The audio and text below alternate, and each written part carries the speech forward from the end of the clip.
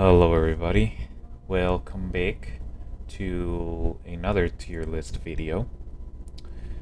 My last tier list video was on FNAF, and that one did pretty well, all things considered. So I decided to make another one. This time it will be on Halo. Now, I am a huge Halo fan. I have been since 2010. I have loved this series ever since. This game is literally the reason why I begged my mother for a year to buy me an Xbox 360.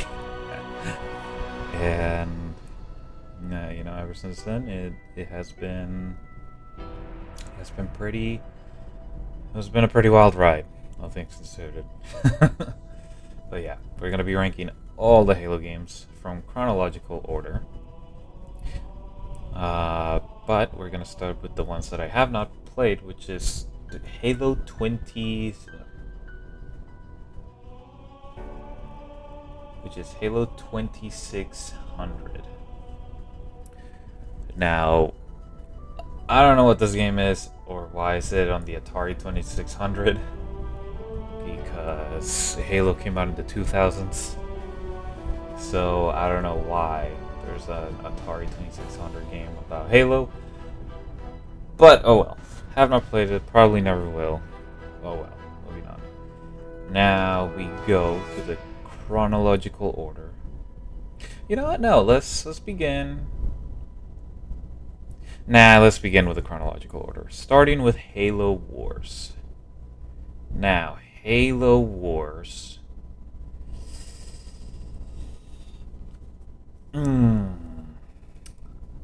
I am gonna say it's a pretty meh game. Halo Wars, I like Halo Wars, okay? I love RTS games, especially the ones made by Ensemble Studios, which, if you don't know, they were the original creators of Age of Empires, and I love Age of Empires. And this was their take on Halo, because Microsoft at this time wanted to make Halo a multi-platform franchise that could branch out, bringing in more popularity to Xbox as a whole. And this was one of the results. And it's good. It's really good in some areas, but it's also pretty bad in some areas, if I'm being honest. The campaign is pretty good. I like the characters. I love Sergeant Forge as the main character. He was a really enjoyable character throughout. Anders, she was okay. She basically was the scientist that helped solve many problems, but then halfway through she became a damsel in distress until she wasn't. I know, it's kind of weird. The Spartans here are pretty bland. Only one of them talks, and that's pretty much it. They're just there to look cool. They don't really do much other than that. Captain Cutter, he's alright. He's okay. He is a leader. He's a leader in this game. There aren't really any standout moments that I can think of in the campaign where Cutter really stood out. At least not yet, but we'll get there. But yeah, I really like the characters in this game. Like the Arbiter, the Prophet of Regret, and Forge. They're really good. The story, I like the little self-contained aspect of this story because it takes place, I think 20 years before the original Halo trilogy, if I'm not mistaken. And I like the story that they made with this. I really do. I like the objective. I like the motivations that the Covenant had during this time. I like it. It was very nice. And I love how they introduced the Flood without making it common knowledge throughout the Halo universe, if that makes sense. Because, spoiler alert, by the way, at the end of the campaign, the Spirit of Fire becomes adrift in space after stopping the Covenant in a Forerunner planet.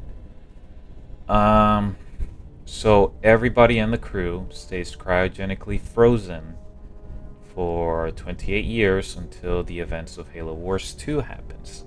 So because of that, none of the events of Halo Wars can be mentioned in the original Halo trilogy, because technically nobody knows about it except the Covenant, but we don't really spend any time with the Covenant until Halo 2, which is, that's when they start humanizing the Covenant. So yeah. Now let's get into multiplayer, because campaign is it's a good time. Now the multiplayer.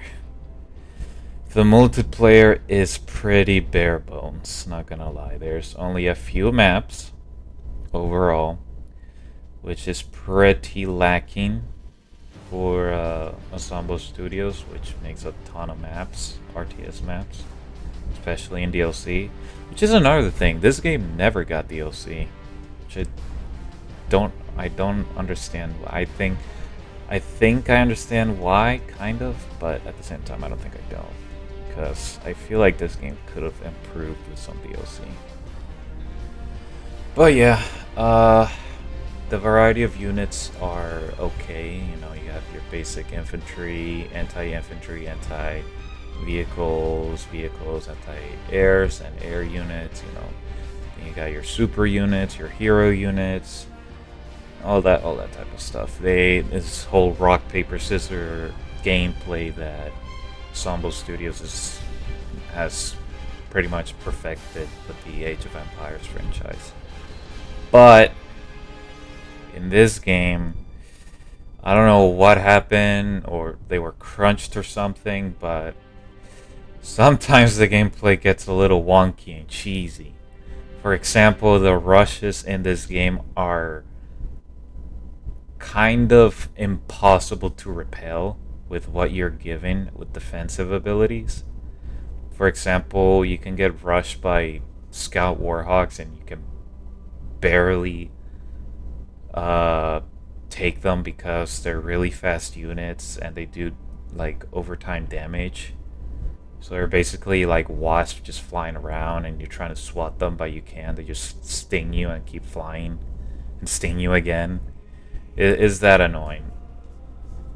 The rushes in this game are pretty annoying. There are some units here that are just straight up broken. Like the Covenant hero, they have some of the most broken abilities I have seen.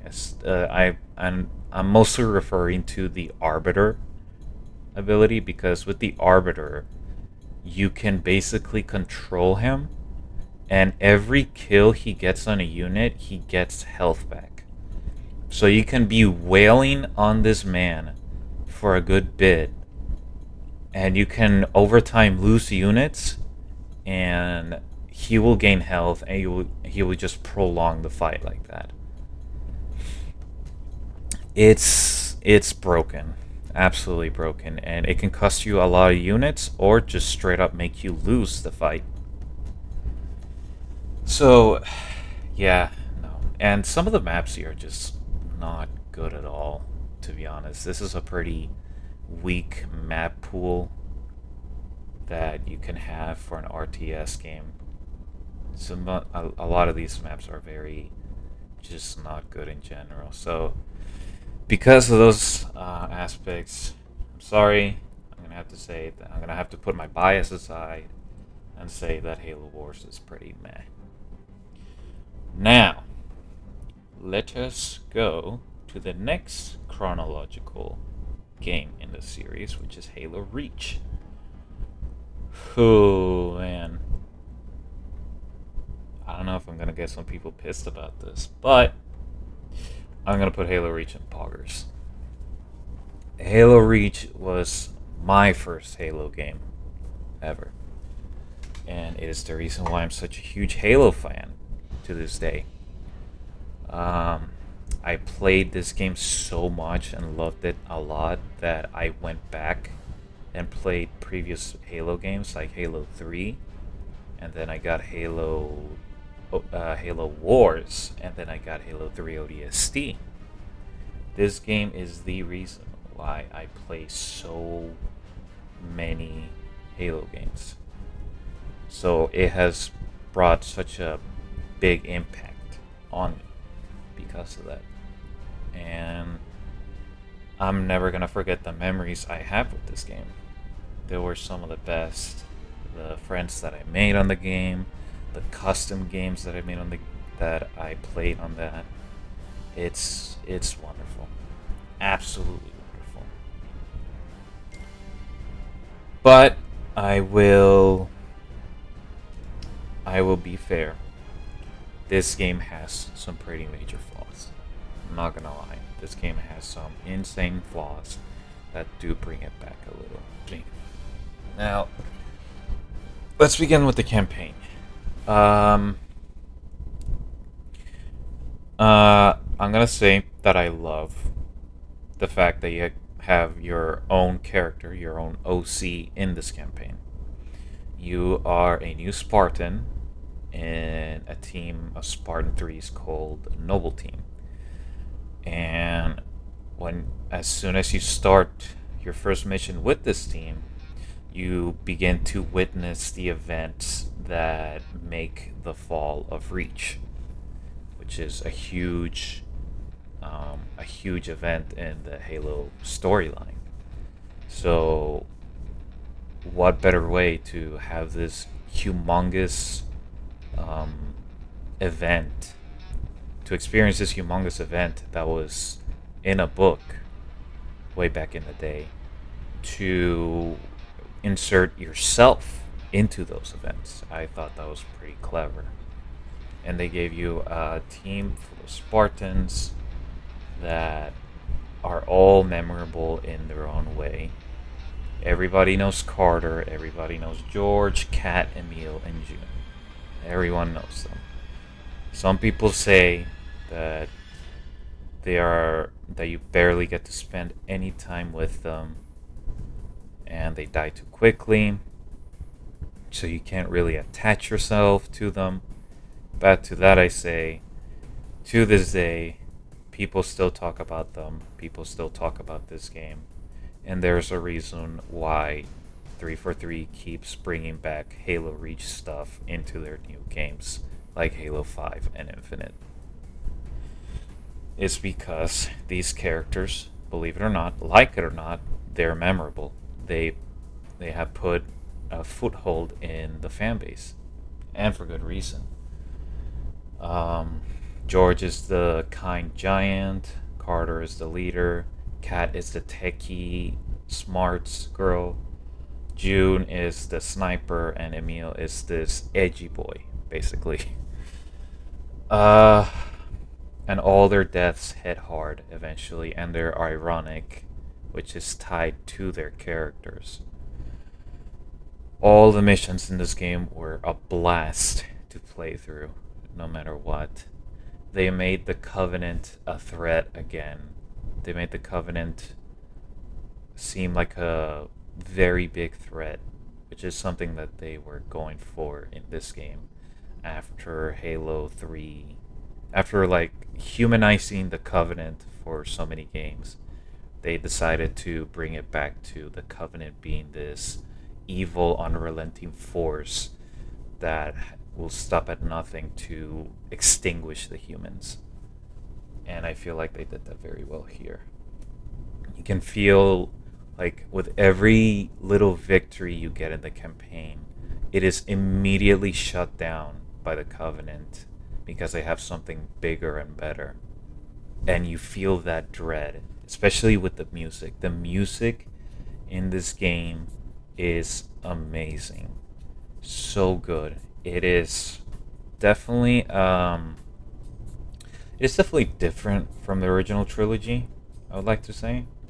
A little bit, just not too much, just a little bit.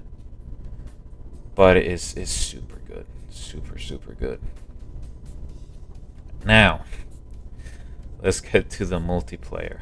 This is what made people either love or hate this game. There's no in between. People either love or hate this game, and multiplayer is the reason why. And you already know what I'm gonna already talk about. It's the armor abilities. Yes, I don't like armor abilities. They are pretty broken. You can have a guy up in like the skybox of the map sniping you because they know how to cheese their way with a jetpack. Or you can try to ram somebody just to get armor locked and killed by it. So you get punished because somebody decided to press one button to basically get a jail out of free card. I don't know how to say it, but you know what I'm talking about. The armor lock. Oh, the armor lock was such a controversy back then. Oh, the amount of videos made on armor lock alone, dude. It was a time to be alive, honestly. And yeah, people complain about the armor lock for good reason. That thing was broken because you can be literally killing somebody. They're almost dead. They will press armor lock and release armor lock. And I don't know if you guys know, but armor lock has a little EMP blast when you release it. So you can basically get punished for playing good with the armor lock. Because you can get EMP'd, your shields get shut down, and then the guy melees you, teabags you, and then runs away. So yeah. Yeah, armor abilities were insane. Sprint, I honestly didn't mind sprint. I honestly thought the roll armor ability was much worse than sprint. Because sprint, you were still kind of slow. You were kind of sluggish with sprint. But with roll, you can literally just yeet yourself 50 feet away from the enemy into a wall and survive with the roll. It's pretty crazy. The maps were pretty good. I liked the maps. It was super entertaining to play, especially with the classic remakes and the 6 new maps that were made for the Halo Combat Evolved anniversary. I honestly like the maps on Halo Reach. There weren't really any weak links that I can remember playing on. I really liked all the maps in Halo Reach, and to this day, this game has the best customization ever in any Halo game, period. Nothing is gonna beat this sort of customization system because, one, you earned what you got in the customization. You play the game, you get points for playing the game, depending on how good you played, and then you spend those points on whatever armor piece or armor effect you wanted for either your Spartan or your Elite. You can play as both Spartan and Elites and customize them both very thoroughly, mind you. This is the way to unlock stuff, and it's something that is sorely missing in gaming nowadays. And I wish people can just literally look back at Halo Reach and be like, oh, this is the way to do customization, not lock it behind loot boxes or a stupid $20 battle pass or a $25 bundle. Yeah, just do what Halo Reach did. Now, this game didn't introduce this game mode, but it did expand it upon it. Firefight was so much fun in this game. I don't care. It got wacky with some of the later game modes that you could play in Firefight, but I don't care. It was so much fun. I love the horde mode firefight, where you and your buddies fight off waves and waves of Covenant. I loved it. Super good. It was also a really good game mode to farm points at, so yeah. Alright, so yeah, this game. Oh, let's talk about Weapon Bloom and how straight up just ruined some firefights. So, Weapon Bloom is basically every time you fire a weapon in Halo, you can see how the sight reticle in the middle of your screen gets a little bit bigger. That is Weapon Bloom. The bigger the circle gets, the reticle circle gets, the more inaccurate your shots will be. So you can't really spam precision weapons in this game. You have to take your time with it. You cannot spam it. And honestly, I think in some aspects, Weapon Bloom works. Now, where exactly does it work? With DMRs. Let me explain. DMR is this medium to long range marksman rifle that was introduced in this game. If this weapon did not have Weapon Bloom, you can literally snipe people across the map with a very fast and reliable firing speed. You can be camping in like a little cave and snipe people with this weapon. And I think Bungie knew that. That's why they added Weapon Bloom to it. Oh, and with the needler rifle. Don't even get me started on the needler rifle. Whew, if you spam that thing, whew, brother. So yeah, in those aspects, I think Weapon Bloom works. Where it doesn't work is with literally every other weapon in this game. It can literally ruin firefights where you're fighting for your life and you're just holding down that trigger just for like half your shots to mids, and then you just get meleeed for it. It's yeah, no. Weapon Bloom for the most part sucks, and for the most part it ruins firefights in this game. For those reasons, that's why Halo Reach is not a perfect game, but it's a really fun game, especially with the Forge custom games. Ooh, the memories with that. Okay, enough glazing this game. Let's talk about something else. Halo Combat Evolved. Halo Combat Evolved, the game that started literally everything. We're gonna put it in good. Halo Combat Evolved is what started everything with the franchise. And honestly, what a slam dunk. It was a slam dunk back then. And to this day, yes, it falls short. You can see the age on it. But it still is a pretty good game, with some very glaring issues. Let's just say the campaign story and characters are magnificent. You love Cortana, you love Captain Keyes, you love Master Chief, you love... yeah, that's about it. Sergeant Johnson didn't really become an occurring character that much until Halo 2. So I don't really count him, although he does have some pretty good lines in here. Oh, 343, Guilty Spark. All perfect, wonderful characters that play off of each other. Phenomenal, especially in this story. The story is simple, but engaging, just like the gameplay. And the graphics, the old graphics, are actually pretty charming, not gonna lie. I really like the old original Xbox graphics in this game. The remaster graphics, though, that's just a pretty lazy they look. It's an upgrade, but it's just like Halo Combat Evolved in the Halo Reach engine, and that's about it. So yeah, the snot is an improvement, but still it feels kind of lazy.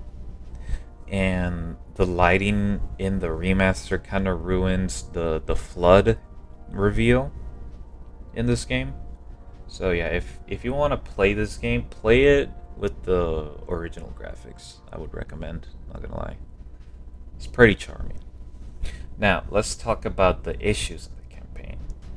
We all know the library. We all know that garbage run and gun, getting yeeted by a flood infected with a rocket launcher that you couldn't see because it was hiding in a corner. Then when you turn the corner, it immediately shoots at you, and then you die, and then you have to go like 2-3 rooms back because the checkpoint system in this game is pretty old, so it's pretty archaic. So you have to redo the whole tiring shooting and running the same copy-paste room. Oh, yeah, no. The library is the worst level in the game. And for good reason. For good reason. It's just a copy-paste room mess. And sometimes you get locked in like 3 different rooms where you have to hold out for an obnoxiously long time in a super small room. So if you get one rocket launcher flood-infected form in there, you are screwed. You are screwed, my guy. After you finish the library, the second half of the game just becomes the first half of the game, but backwards. Like, literally. Level order and level layout and everything. It's just all backwards.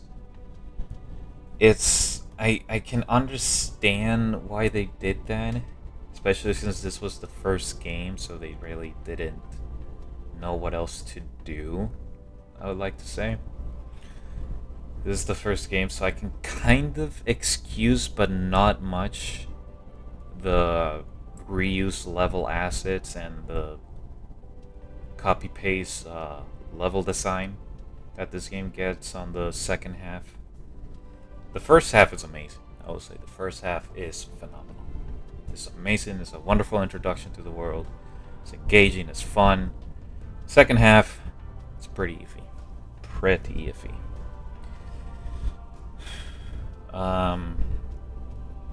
Now for the multiplayer is pretty. It's all right. It's an alright. It has okay maps.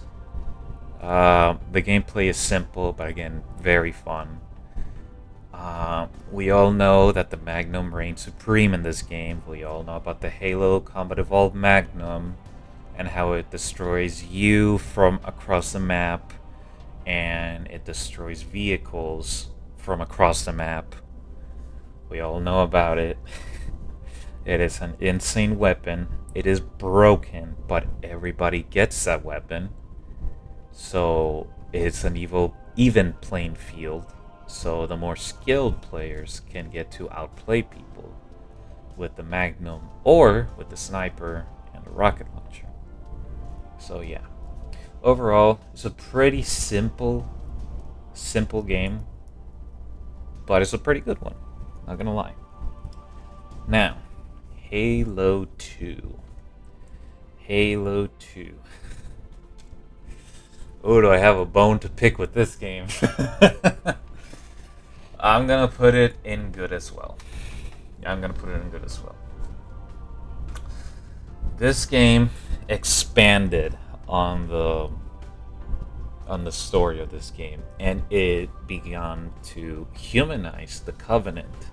You get to see the perspective of the Covenant with the Arbiter, which I will say is a wonderful, wonderful addition to the roster of memorable characters in this game. The Arbiter starts off as this general who failed to stop Chief in the first Halo game, so he gets punished and becomes the Arbiter for it. So he gets sent on suicide missions where he slowly finds out the truth about the Covenant, and he later revolts against the Covenant with his fellow zealot, with his fellow elites. And there's this whole civil war with the Covenant in this game, which is pretty cool. Arbiter teams up with the humans to take down the brutes. It's a pretty cool concept, and is basically like the main driving factor of the story of this game is the Arbiter and the civil war between elites and brutes. The Master Chief is here, and his story is good too. His struggle, his and the human struggle to repel the Covenant from Earth, and desperate measures to beat them is very engaging. I like it. I like it a lot. And the hive mind of the Flood, when he meets with Master Chief and the Arbiter, is honestly one of the most memorable cutscenes in the franchise alone. The Flood is an even bigger threat here, because not only does it take over the Halo ring, it also takes over High Charity, which is the capital of the Covenant. So this is where it starts to become a tipping point in the Human Covenant war, because now most of the Covenant is infected with the Flood. And it is super nice. I will praise the game's story from the moon and back. The story in this game is phenomenal. It's an upgrade from the first game, especially with the characters. The gameplay, however, that's a whole other story. Let's begin with the fact that you are so weak in this game. You take so little damage and you can die from it. Oh my goodness, the amount of damage that you can take is so minuscule. I swear it is the same amount of hits you take in a Call of Duty campaign. Not even kidding, it's that bad. The only other NPC that is as weak as you is the Flood infection form. Those little popcorn dudes that curl around and infect people. That's it. Those are the only ones that are as weak as you or weaker than you. The rest are beefed up. And I will say this game does improve of the AI of the first game. And I really like that. But oh my goodness, it becomes like take cover, get out of cover, point and shoot, repetitive gameplay that you would see in a Call of Duty game. Is point and shoot, take cover, stay out of cover, point and shoot. And don't even get me started on Legendary. Oh my goodness, Legendary in this game is something I will never, ever touch again. It's that infuriating of an experience. So infuriating because of the previous flaws that I just mentioned. Literally the only way to make Legendary tolerable is to do the new combo for every single mission that doesn't involve the Flood. When it involves the Flood, then oh brother, it brings the whole taking down waves and waves of the Flood, yes, but since you are so weak, you can barely take any sort of damage, so it just becomes too much, dude. It really does. The boss fights in this game are ugh. I don't even want to think about them. They are so janky, and they don't really play well at all, to be honest. This is the first time they did boss fights in this game in the Halo franchise, but oof, Ooh, what a rough start it was, my guy. It was a rough start with boss fights in this game. Especially the final boss. Ugh. Yeah, no. Not that good. Not gonna lie. They just feel like big bullet sponges. That's about it. That's how they feel. And if you die one time, you have to do that whole bullet sponge section all over again. No checkpoints. Not a great time. Multiplayer, however, is a great time. This is such a big upgrade from Halo 1 because it introduces better maps, better gameplay with the battle rifle and brand new weapons. And this is the first game that introduced Xbox Live, which is where you can play with people online, which is something that I did experience way back when I was but a wee lad. I was in a mall with my mom, and I was like, I can't even remember how young I was, but I was a young lad. I was a young boy, little boy, man.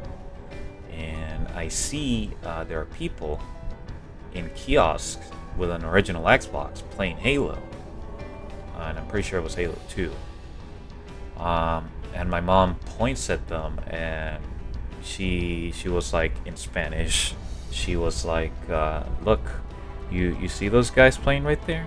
They're playing with people all around the world. My little kid self was like, whoa, that's so cool. I was mesmerized by it. That was such a big thing back in the day, playing with people all around the world online. It was such a new thing, but it was so cool.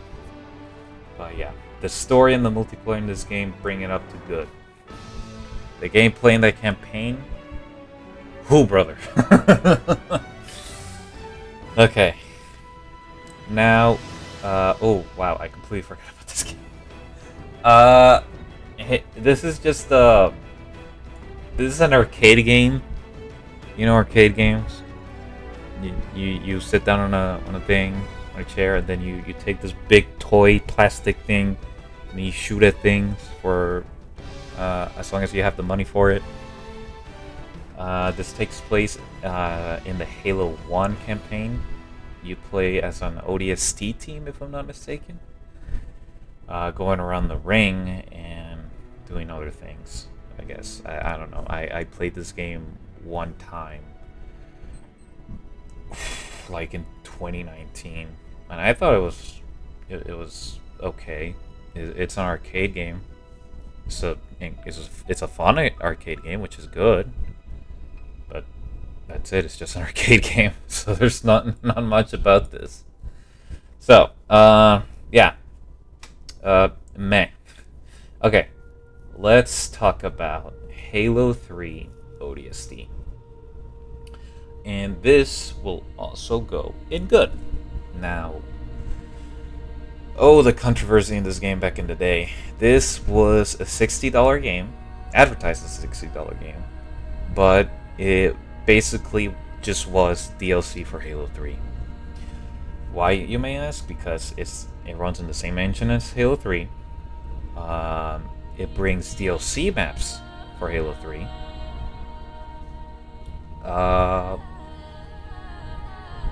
And it adds a brand new game mode that you can play in Halo 3. And a brand new campaign.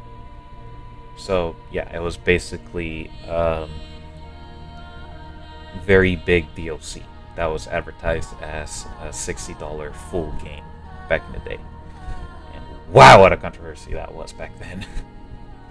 But now that we're here in 2024, all that is done and gone. This game is in the Master Chief Collection along with 5 other games. What do we think of this game? This game is so good. The atmosphere, the story, the everything in this game is just so wonderful. The music is so mesmerizing. The characters are memorable. The gameplay is good, whether it be you exploring New Mombasa during the night as a rookie, or you're playing your regular bombastic Halo missions with other ODST members, it's honestly such a good time. This is probably my favorite Halo game to play with friends, campaign, or anything else. Because I feel like this game was built around that co-op mindset, and it really complements it. And even when you're alone, you can play this and enjoy it so much. I'm just saying that it is way more enjoyable and such a more memorable time with friends than any other Halo game, I would like to say. Now, since there's no multiplayer, we'll be talking about what co-op mode did this game bring, and that was Firefight. This is the game that started Firefight, that brought it to the franchise, and what a game mode it was. You and 3 other friends take on waves upon waves of Covenant forces, and it is a really, really fun time. You just over there with your friends having a great time trying to get that high score, see who killed the most brutes or any other vehicles, you know. It's honestly a great time. A wonderful, wonderful time. I can't really think of any flaws other than this game doesn't really have any multiplayer. It was just more Halo 3 maps. And that's basically it. That's the only thing. I would put this in like high good, like borderline poggers. But I feel like this game lacks the content that other, pogger games would have. So that's why it's like super high here.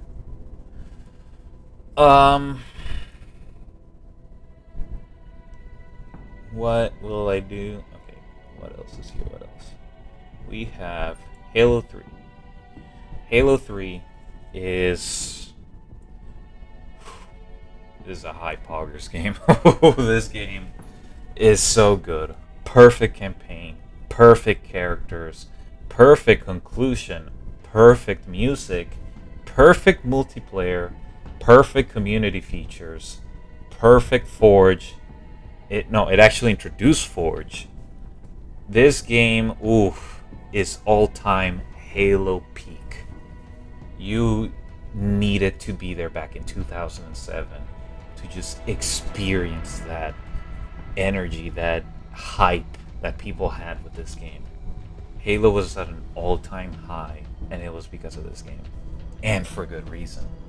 It concluded the story that they told in Halo 1 and 2 so beautifully.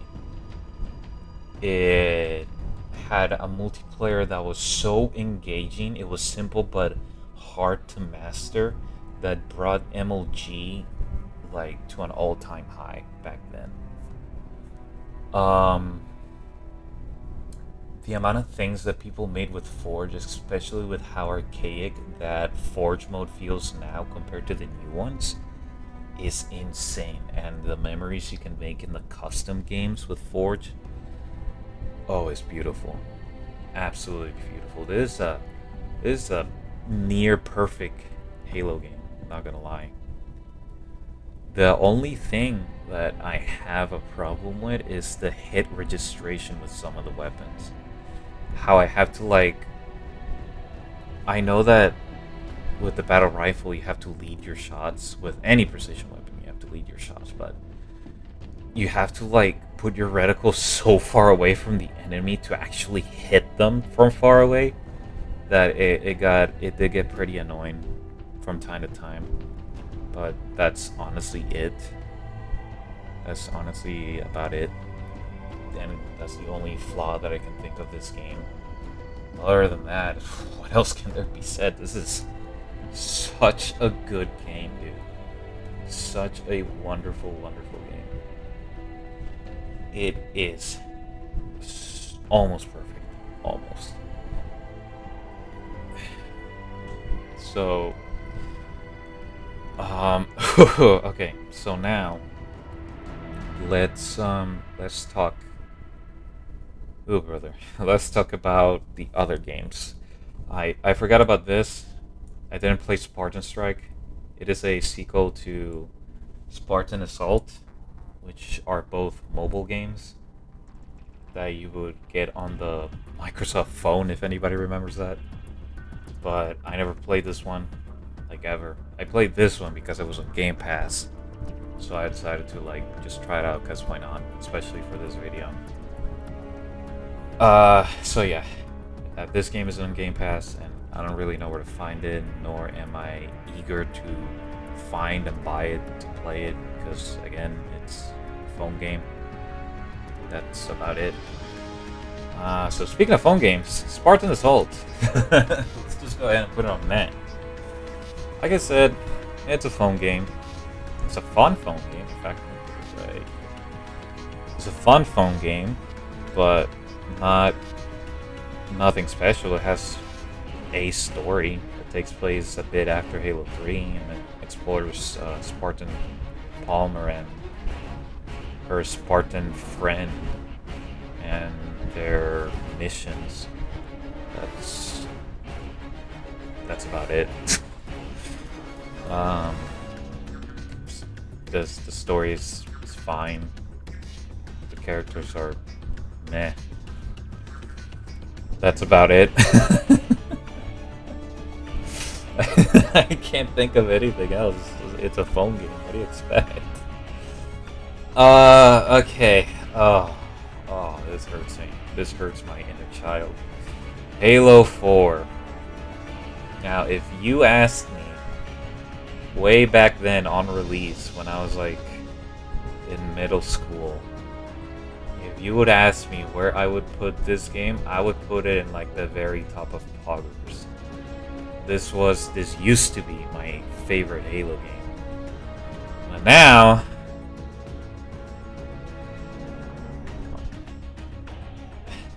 growing up sucks. Growing up really sucks. It sucks the fun out of everything, man. Okay. Yeah, this was a pretty controversial game. Even nowadays, people are mostly hating on this game. Most of it is pretty warranted, but some of it is not. It's a bit overblown.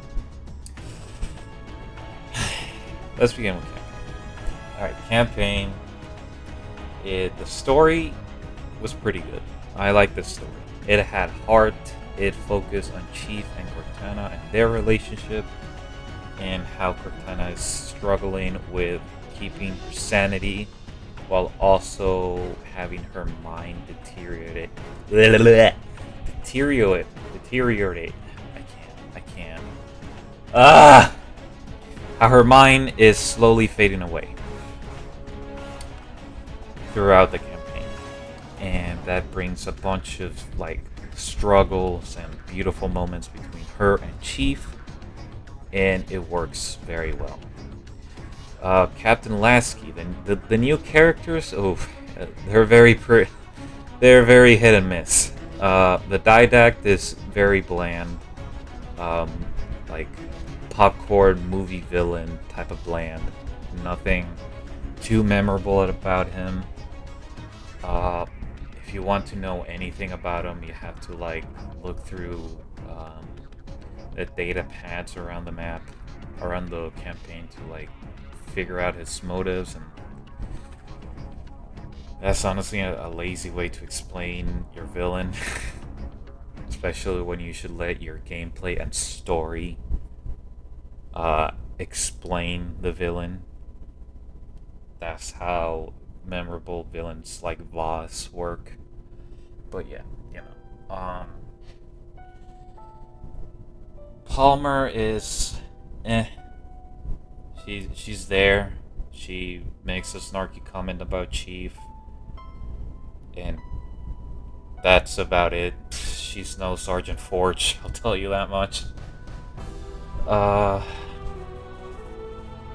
Captain Lasky, though, he was alright. I liked him. He was basically a big fanboy of Master Chief, and he helped out wherever he could. and he had good intentions even when he couldn't stand up to his superiors, but he helped out where he could, and that's respect. So I like Lance. He's a cool dude. Gameplay. Most of the levels were okay. Most of the levels were fine. There are a few stinkers there, not gonna lie. Some plot threads, like the librarian and how she rapidly evolved the Master Chief, kind of made no sense. And it kind of fell apart on that part. The final boss, big quotation on that, is just going to 3 different buildings and pressing a button. And then doing a QTE moment. Which, yeah, this game introduced QuickTime events for Halo. And it was the only time that there were QuickTime events in Halo. For a good reason. These QTEs were not immersive at all. In fact, they were intrusive. And they broke away from the gameplay flow. And it became very jarring. It was like, why would you do that? Just let me play through this. Okay? Just let me do that. So yeah, that's... The AI had a downgrade in this. The AI is pretty dumb in this game. The only way they could make this AI somewhat challenging was to make them have like cheap half a frame melee that one-shots you, and having like the Promethean Knights with those bazookas with the Devastator to one-shot you. Yeah, like the campaign has so many flaws, but man, does it have heart and is stuck with it, and I have high respects for that. And for that, I like the campaign. I like it despite its many flaws. Oh brother, we're getting into multiplayer now. Oh boy. Okay. So, remember when I said, back when I was talking about Halo Reach, that they specifically made Weapon Bloom with the precision weapons so they don't spam it and have like sniper battles across the map? Yeah, 343 did not get that, and in fact, they worsened the problem. Not only is there not Weapon Bloom with precision weapons, you can also not get unscoped every time you get hit. Now, what does that mean? In previous Halo games, if you were scoped in with a precision weapon and you got hit, you would automatically get unscoped because you got hit, you flinched. So you have to rescope yourself, or just fight with the reticle that you have. In Halo 4, however, you do not get unscoped. In fact, all you do is like flinch a little bit up, which again could be mitigated if you have good stick control or gun control with the mouse and keyboard. So yeah, you would basically have a bunch of people with DMRs, light rifles, and battle rifles just sniping each other across the map. Just having sniper battles, and that was basically the multiplayer in this game. It was bad. It was pretty bad. Oh, and did I mention you can create loadouts? Like in Call of Duty? Like, get your own primary and secondary and perks and grenades that you can choose so you can bring into battle? Like in Call of Duty? Yeah, 343 tried to reach a casual audience with this game, clearly. That was their intention. And they tried way too hard, and in fact, alienated some of the Halo fans with the many changes that they brought to the table. Sprint is now a natural passive ability that you can just have all the time with the press of the left stick or whatever button you have on your keyboard. And you would now have different armor abilities.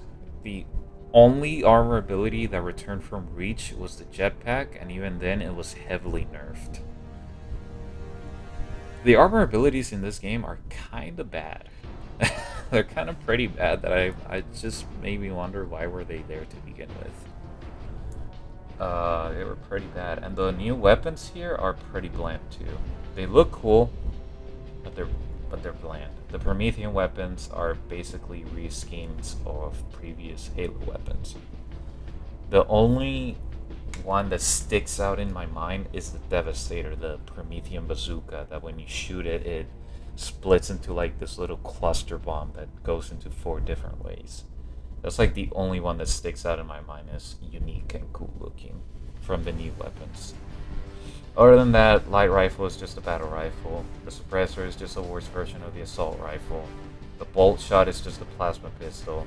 The scatter gun is a semi-automatic shotgun. And that's about it. Pretty bland. Pretty bland.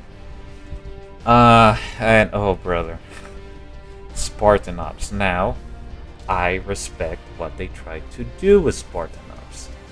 I thought it was cool. The concept of Spartan Ops was cool. This little side story with your Spartan and other Spartans, and your missions and adventures in the new Requiem planet. I thought that was cool. But it failed horrifically. Why? Because the story was kind of meh. The levels are basically just reusing maps over and over and over. They just reuse maps and objectives over and over and over.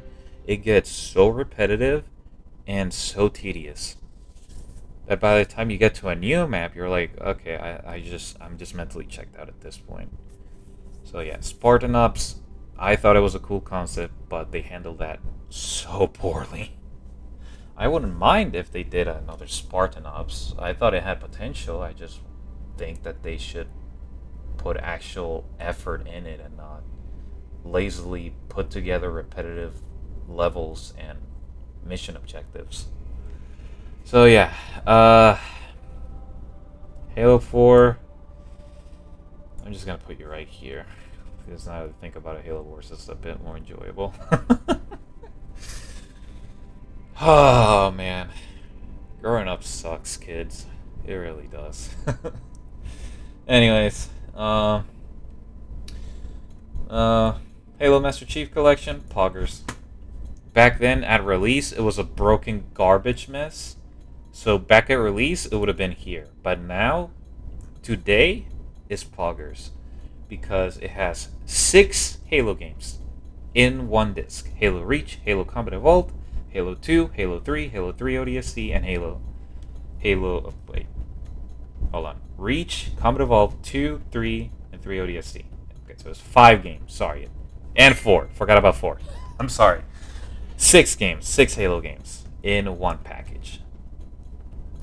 And that's it. It's just a library of the greatest hits of Halo with more customization options and mod support, because this game is on PC. So you can make a bunch of mods in this game, which brings a lot of life into Halo. And honestly, this is just basically Halo Online at this point. It's just Halo Online. Let's just call it for what it is. And it's a pretty poggers collection. It's pretty poggers. Back then, not so much. But now, yes.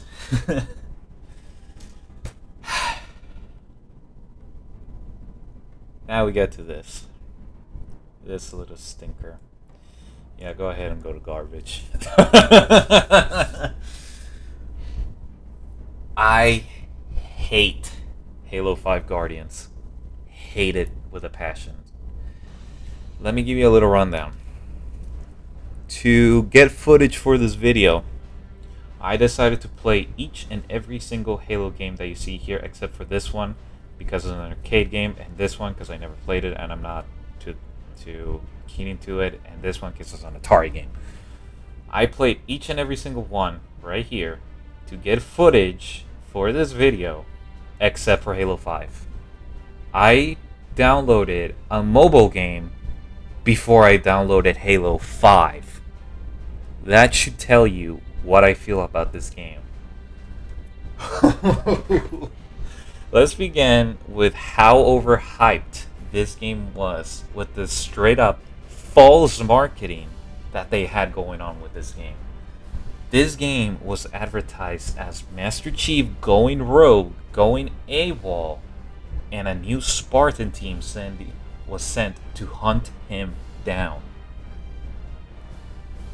And it was advertised to be this epic battle between Agent Locke and Master Chief. Who will come out on top?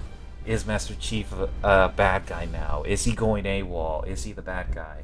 Is Locke gonna fail his mission? Will he succeed in taking down Chief?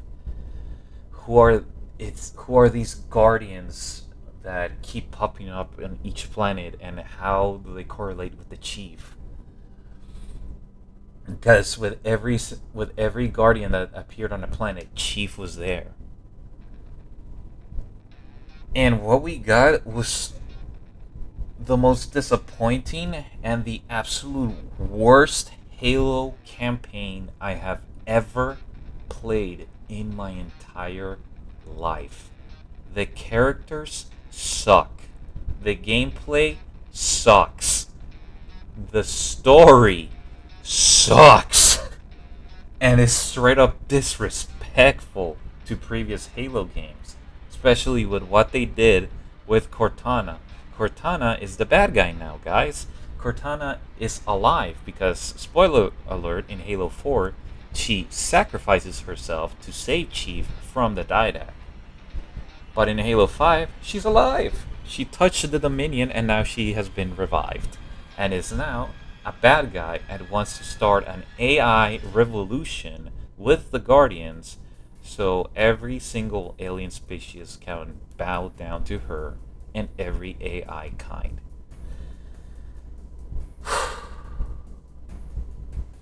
And that epic fight between Chief and Locke, oh my goodness, we got that, trust me, we got that, but it was in the absolute worst choreographed cutscene that I have ever seen in my life. It was so bad. We were expecting like a boss battle between Locke and Chief, with this epic Spartan battle that can have multiple like phases maybe, but no, this like rivalry that was advertised all the time before this game's release was relegated to a really garbage cutscene. After that, they never fight again, and in fact, Locke starts helping Chief. What a waste of potential of your marketing, and what a way to deceive your fans. The gameplay is basically repetitive. You enter this arena-esque area in the level, fight a bunch of Prometheans, walk through a narrow hallway, get into another arena, fight waves of enemies, and that's it. That's all you do. I will say, I like what they did with the Prometheans. They made the Promethean weapons and enemies more unique. I like that. But it means nothing when the gameplay in that said campaign sucks. Multiplayer's fine. I forgot about every Halo 5 map that isn't a remake. That's about it. The gunplay is fine. The new abilities they give to Spartans make them more like superheroes instead of grounded super soldiers. And honestly, I didn't really care for the abilities. That game mode with the loot boxes that I can't remember the name of, which was kind of like a MOBA. It was cool until you realize it was borderline pay to win with the loot box system. Which, yes, this game does have loot box system, and it kind of broke the flow of that game mode and kind of ruined it. So much so that 343 had to repack Big Team Battle in there, because back then this game did not have Big Team Battle. This game barely had any modes in release, mind you. It was bare bones, this game. No Forge, no Big Team Battle, no Snipers Only. It was, oof. So imagine at release playing a garbage campaign and then playing a pay-to-win game mode, which was the only sort of big team battle that you could have back then, and then play the meh multiplayer. Now, I will say, the only good thing I will say about this game was the post-launch support. I love the updates of this game. It improved the game more and more, especially with Forge, which added a bunch of new stuff. This Forge was insane. The amount of things you could make in that game was insane, and it brought some good memories there. I have a whole video on custom game nights in my channel. It's very old, but yeah, it's there. And it's the only thing that I liked about Halo 5 was the custom games. That was it. That was all I cared about. Boss fights in this game, it's just one boss fight, repeated over and over and over again. And it's not a good boss fight to begin with. I just can't find anything. Other than custom games, I just can't find anything good about this game. I absolutely loathe this game. I don't like it. It's garbage. And the fact that they think that this game is better than Halo 4 is laughable, in my opinion. Absolutely laughable. Because at least Halo 4 had heart. At least it had heart. This game feels so corporate. So corporate. And so bland and so fake, if you will, especially with the marketing. So yeah, I'm done hating on this game. I'm probably never gonna talk about it again, and I'm definitely never ever playing it again. Goodbye. Alright, Halo Wars 2. Halo Wars 2 is actually pretty fun. I do like Halo Wars 2. It's pretty fun. It is an improvement of Halo Wars 1 by every margin. This game came out at a time where people were hating on Halo because of this game, because of Halo 5. Halo Wars came around, and not only did they introduce the old art style of Halo, it reintroduced old iconic characters, the Spirit of Fire. This was the continuation of what happened in Halo Wars. They brought the characters from Halo Wars 1 and put them all the way back to the events of right now, of what's happening in the storyline of Halo to that point, which was Halo 5.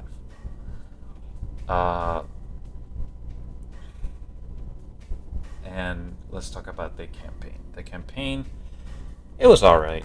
I liked it. Cutter did get a lot more with this campaign. He had a lot more characterization in this game than he did in Halo Wars 1. And for that reason alone, he became one of my favorite Halo characters. I really like Cutter in this game. You can see that he truly cares for the people he's leading into battle. And he basically treats them all as his own children. I really like it. I really like it. Jerome, Alice, and Douglas, the Spartans from Halo Wars 1, they got more characterization. The new faction, the Banished, I like the Banished. Their story is pretty good, although questionable, because if they have been around almost as long as the Covenant, then how have we never encountered them in any of the other Halo games?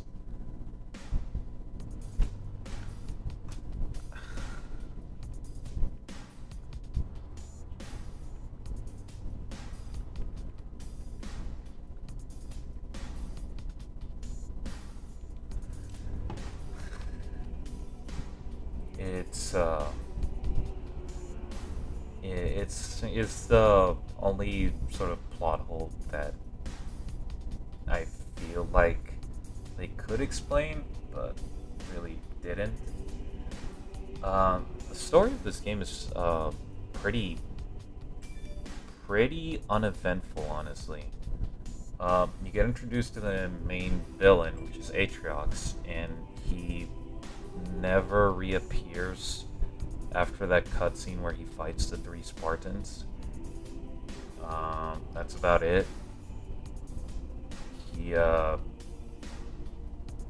just kind of nosedives into the background and has nothing to do with the story. Kind of. He's kind of there, but also not really. In fact, there are bosses in this game, which puzzles me as to why Atriox wasn't a boss at all in this game. In fact, it was his captain, I think, that was the boss. And that was about it. Yeah, no, the story in this game is pretty uneventful, the more that I think about it. It has heart. It does have heart. It has moments. It has pretty heartfelt moments, but that's about it. Other than that, it's pretty uneventful. The gameplay, though, the missions that you play are actually pretty fun. I loved playing it. I loved the more fast-paced, improved version of Halo Wars 1 that was brought into this game. It was really nice. The multiplayer was good. The maps were a huge improvement from Halo Wars 1. Especially with DLC, because yes, this game had DLC, and it had a ton of DLC, trust me. And there was another game mode with this game called Blitz. I think it was called Blitz, which was kind of like a card game, kind of. And it was so pay to win. So pay to win, which boggles my mind as to why they would make the demo of this game that pay to win mode back then. Because yeah, the demo of this game was Blitz.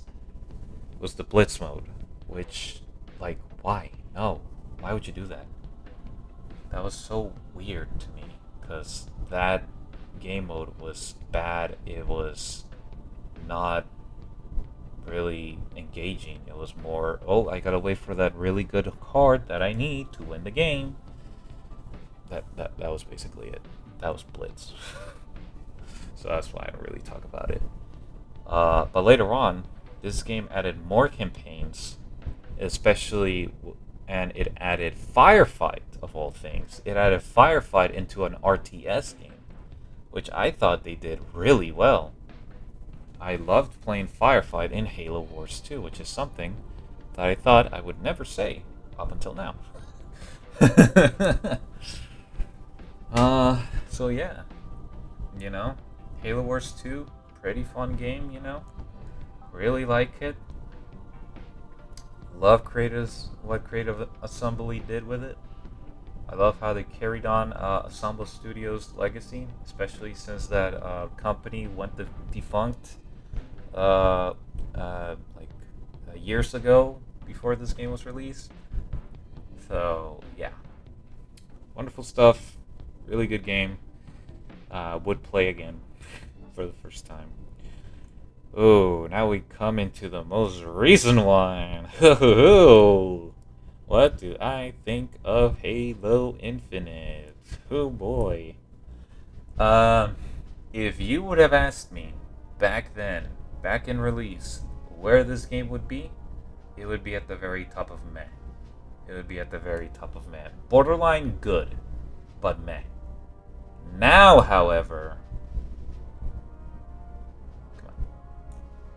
That's where I would put it. That's where I would put Halo Infinite. It's a good game. It's pretty good now. Back then, oh brother. Back then, this game was even more bare bones than Halo 5, if you could believe it. And the post-launch support for this game was bad. It was bad, dude. We spent 3 months if I remember correctly. Yeah, we spent 3 months with a complete content drought of this game. And there was nothing for the longest time for this game. The support for this game was so bad. Halo 5 had a better post-launch support than Infinite, and that's saying something. That's saying something from someone that loathes Halo 5. So yeah, now with the updates that were brought into the game, bringing new stuff in and stuff that was promised at release but are now here, now that we have the stuff plus more, this is a pretty good game. I like the campaign. I like how it went back to basics, but also evolving the gameplay of Halo. This was the home run for 343 in terms of the gameplay, because the gameplay in previous games was straight up broken with Halo 4, or just meh with Halo 5. With Halo Infinite, though, this is pure chef's kiss. It is beautiful. Yes, this game does have sprint, but it barely increases your speed. In fact, I think you're better off not sprinting most of the time. Sprint is mostly used as ways to get into positions of advantages with momentum, and I feel like that's how sprint should be done, which I'm glad they finally did with this game. The gameplay is wonderful, especially with the new abilities, the grappling hook. I can be Spider-Man, it's super good. The story, it's okay. The story's okay. It has heart, I will give it that. It has some events, yes, but is mostly uneventful again. Aatrox appears in this game, which is cool. He defeats Master Chief, actually. He beats him to a bloody pulp and throws him into space just for Chief to be recovered by a pelican guy like 3 months later, I think that's what it was. And then Aatrox is literally never seen again. Literally. The only time you see him is in the post-credit scene. That's about it. Okay, to be fair, he appears in the Cortana flashbacks. But that's about it. That's all you get about Aatrox. So yet again, the super cool villain that they introduced gets shafted. So now I'm like, okay, what are you trying to do with Aatrox? Is he supposed to be this new imposing threat, or is he just supposed to be a background character? Like, I don't get what you want to do with Aatrox. And that's a problem with a lot of the villains in 343. Even with the Didact. I mean, the Didact was kind of involved. Kind of. But still, it was an issue with 343 where they introduced this brand new villain. Then you never see them up until you fight them. Then you kill them. And then you never see them again. And that is the issue with this game brought full force. Escharum, he's a cool guy. I like his warrior spirit, how he admires the Chief as a warrior, and he makes it into a game to try and hunt down Chief with his Spartan killers and stuff, and he relishes in that, and I feel like that's really cool. I like Escharum as a character, but again, he's just kind of introduced. He doesn't really do much up until the end, where you fight him and then you kill him, and that's about it. And don't even get me started on his elite assassin. He was the worst example. You want to know how bad he was, or how forgettable he was? I can't even remember his name. And I just finished playing Halo Infinite. Yeah. Yeah, it's not good. But the gameplay, the missions are pretty fun. The open world of this game, it's It's pretty empty. There's a few things you can do, but other than that, it doesn't really feel alive at all. You don't really see patrols of Covenant in like side mission or mission designated areas. You don't really see a lot of animals. You don't see really much of anything, honestly. It's just a kind of empty sandbox, but also not really. It's kind of you know. This is a pretty meh open world, which I mean, I guess I can excuse because it is the first time 343 did open world with Halo, I guess. But then with the mission structure, they also do copy paste rooms, which is like, why would you do that? Why? Or did you put too many resources in the open world, so now you just copy paste different rooms and missions? Like, why? Just make memorable levels. That's it. Just don't do open world and put those assets in like actual missions. So yeah, but I will say that there are a few fun moments with the open world, especially with friends. And there are like fun things you can do with the missions themselves, because the missions are pretty fun despite the copy paste nature of them. Multiplayer is super fun. I really, this is probably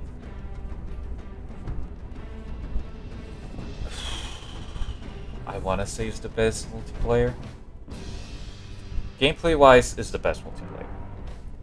With like the controls and everything, the gun loop, the firefights you get into, it's the best. Like, there's no contest, it's the best. Maps, however, that's where I'm split, because there are good maps, then there are bland maps, and then the rest of them are remakes. So it's like a mixture with the maps. But Forge, ooh, the Forge in this game. Oh my goodness, the things people make with the Forge in Halo Infinite just blows my mind. Absolutely blows my mind. I'm pretty sure you can just straight up make different games within that Halo Infinite because of Forge. That's how good it is. It's basically Gmod, but in Halo. So that's crazy that they did that. Honestly, I like it. I like it. The custom game modes are really good. Firefight is back finally, and I mean, it's fun. Don't get me wrong. It's a fun game. It's a fun take on Firefight, but yeah, not really. And I think I prefer the Halo 5 Firefight, because at least in that one you had like objectives, and the whole loot box system actually complemented Firefight because it was a PvE mode rather than a PvP mode, like in that weird big team battle mode that they had in Fire. But anyways, fun Firefight, fun multiplayer, fun campaign.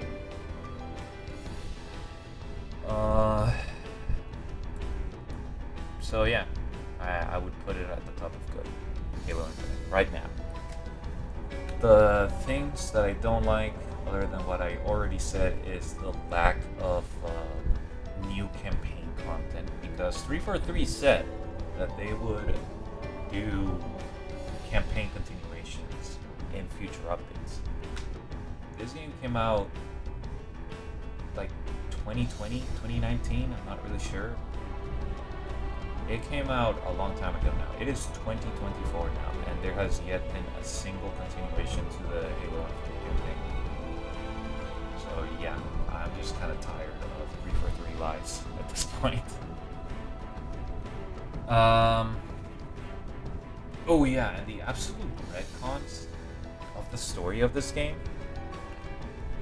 Like, I understand that Halo 5's story was atrocious, trust me. I understand retconning that garbage away. I'm fine with that. I'm fine with Cortana, like, going from bad guy to selfless, sacrificing herself to take out Atriox with herself for Chief. I'm okay with that because goodness gracious, Halo 5 just ruined her character. So I'm fine with them bringing back the old Cortana, kind of, in this game. Also, since the Banished are the main bad guys in this game, and this game takes place after Halo Wars 2, and Atriox is here in this campaign, it makes me wonder what happened to the Spirit of Fire. I thought that would be explained because the Banished is an infinite, so I would like an explanation as to why the Banished are here and if the Spirit of Fire is here as well. That was the thing that was going in my mind, like, whoa, are we going to see the Spirit of Fire in Halo Infinite with like the Halo Wars characters helping Chief, and you get like this like cool Fire Team Red, Jerome, Alice, and Douglas with Master Chief, this open world, maybe, you know. But no, the Spirit of Fire. In fact, none of the human characters in Halo Wars 2 are even mentioned in this campaign at all. Not even in data logs. And that boggles my mind. Because if Atriox is here and Spirit of Fire is not, then what happened to the Spirit of Fire? Did they die? Did they lose? Did they become adrift in the Ark in space? What happened to Professor Anders? Because in the ending of Halo Wars 2, she teleports with a ring to where Reach was to try and communicate with the humans. So, but then she gets captured by a Guardian. And since the Guardians are nowhere to be seen in this game, what happened to Anders? Did she get captured? Did she get killed? What happened? There's a lot of unanswered questions in this campaign that makes it all the worse because there has yet to be a single continuation to the campaign. So yeah, those like hanging plot threads. There's a lot of hanging plot threads. Like, who are the Endless? How did Atriox survive the suicide of Cortana? What are the Banished gonna do now? Where is Master Chief going to now? You know, it feels, the ending felt like, yes, they were gonna continue it because that's what they said they would do, but they haven't continued it. So now you're just left here years later still with a bunch of questions. Like, what's going on? What is going on? So yeah, that's that story. Okay. So yeah, I'm just gonna leave it at that. This is my overall ranking of the Halo games. I feel pretty good about it. Feels pretty fair where all the games are placed, except for these two. But honestly, who's gonna play Halo 2600? And who the frick is like begging for Halo Spartan Strike to be in the Game Pass? You know. So yeah, pretty fair, pretty okay-ish tier list. If you agree with this, cool. Let me know why in the comments. And if you disagree, cool. Let me know why in the comments. Let's have a discussion about this. Let's just talk about Halo. Why not? You know, let's talk about Halo in the comments. Do it. This is despite its many setbacks, especially recently, I still love Halo. This is my favorite video game franchise of all time, period.